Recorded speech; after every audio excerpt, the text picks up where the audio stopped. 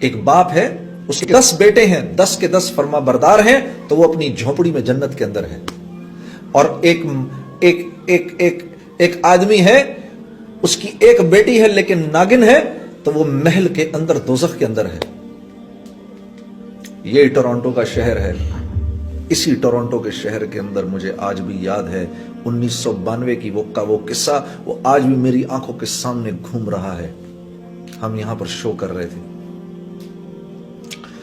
بہت بڑا مجمع تھا. جب شو ختم ہوا تو آرگنائزروں نے کہا کہ آپ باہر نہ نکلیں یہاں سے, بہت بڑا مجمع, ان کو جانے دیں. تو مجمع کے نکلتے نکلتے رات کے 2:30 بج گئے. تو ہم جب یہاں سے باہر نکلے تو گاڑی کے اندر جا کے بیٹھنے لگے. ایک جوان لڑکی دوڑتی ہوئی آئی, میں نے آپ لوگوں کے ساتھ جانا ہے.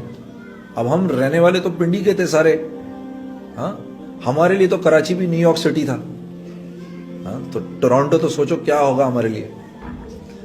اور پھر بھی کچھ تھوڑی بہت, اللہ معاف کرے, وہ کام تو کوئی حیا کا کام نہیں ہے جو ہم کر رہے تھے, لیکن پھر بھی کچھ تھوڑی سی تو حیا باقی تھی ہمارے اندر. ہم ایک دوسرے کی شکل دیکھنے لگے. اس لڑکی کو دیکھ کر ہم نے کہا تم نے کہاں جانا ہے ہمارے ساتھ بھائی, ہم تو اپنے ہوٹل جا رہے ہیں.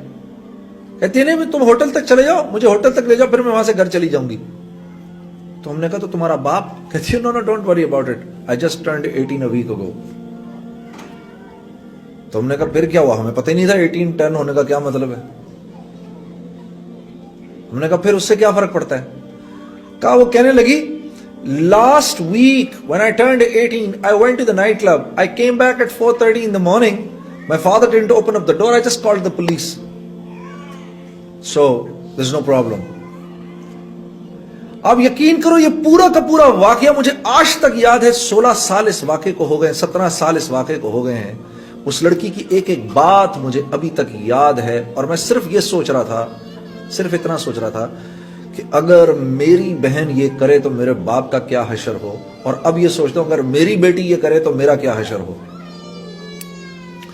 لیکن قصور اس بچی کا نہیں ہے, قصور اس بچی کا نہیں ہے, قصور ان ماں باپ کا ہے جنہوں نے خود زندگی میں دین لانے کی کوئی محنت نہیں کی, تو وہ اولاد کو کیا سکھاتے.